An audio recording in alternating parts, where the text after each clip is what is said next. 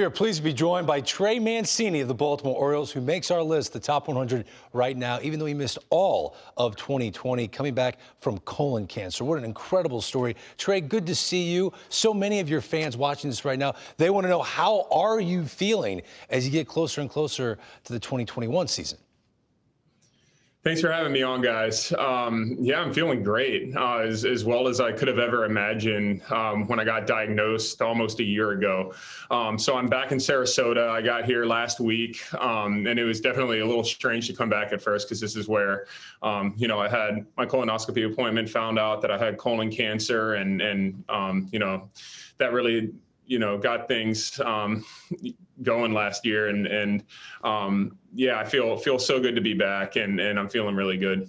Hey Trey, it's Ron Darling. I went through my own scare a couple of seasons ago myself, and baseball's the kind of game, out of sight, out of mind. But what I really took from it is how many people in the baseball community reached out to me. I'm sure it was the same for you. How did that make you feel?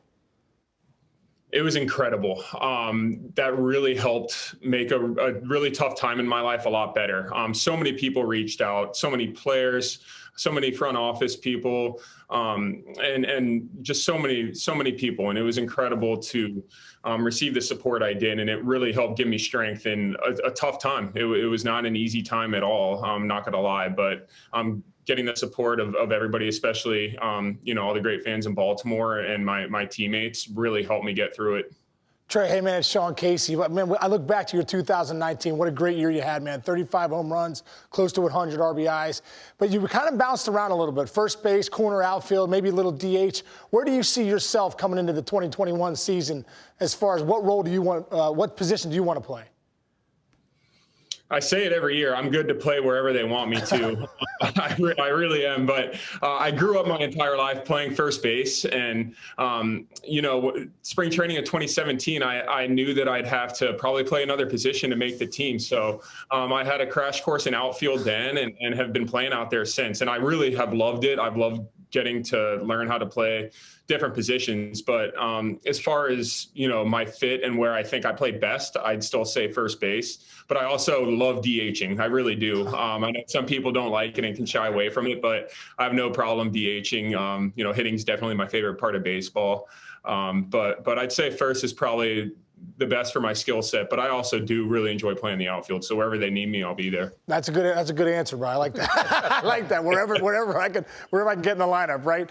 It's funny. It's amazing, because you seem like the young guy the other day, like Trey Mancini, the good young Oriole, and now it seems like now you're like the veteran guy. You're not even 29. You'll be 29 in March. But there's a lot of good young players coming up in that organization, especially a guy like Adley Rutschman who's coming up. What role do you take on this spring training for some of those young kids coming up?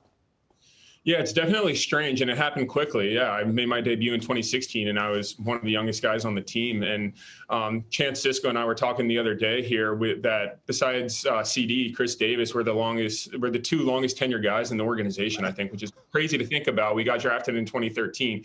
So I've definitely tried to propel myself into more of a veteran presence, and I try to help guys out with whatever they need help with, whether, that be, how things run at the major league level. I've had some guys ask me questions about the 401k plan and what they should do. I wish I would have gone into finance or something in college, but I was not a finance major, but I try to give them the best advice that I can. So, whatever they need me for, I'm here for them. Trey, for the first time and forever, you got to watch a lot of games last year and watch the Orioles. I did too, and I saw a lot of good things. Not only a team that plays hard, but it's got a lot of young talent there. Did you see the same thing? I did. It was so strange to watch, baseball every night, because I'm always out there playing. But I watched a lot more baseball than I ever have my whole life, and I was so encouraged by what I saw last year. I was so proud of the team and the way they played, and every night they were in just about every game, and it was so fun to watch, and it was really exciting. And we've got a lot of young guys coming up that I think approach the game the right way.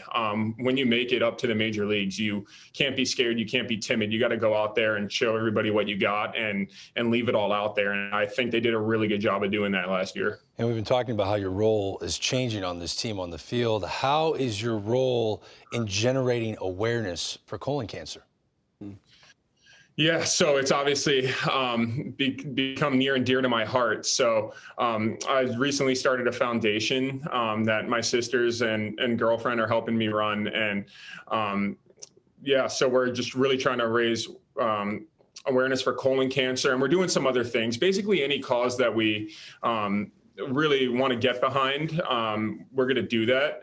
But colon cancer is a huge part of it. So, so many people don't know that a lot of young people are getting colon cancer now, and that wasn't the case 30, 40 years ago. So, especially if people have family histories and things like that, they need to get checked and screened. I want to prevent what happened to me for anybody else that I can. Great advice. So excited to see you play again. Yes. We missed you on the field, Trey Mancini. Congratulations on making our list, beating colon cancer, and stick around. I'm also going to ask you about 401k help. I do need some help. That's cool, all right?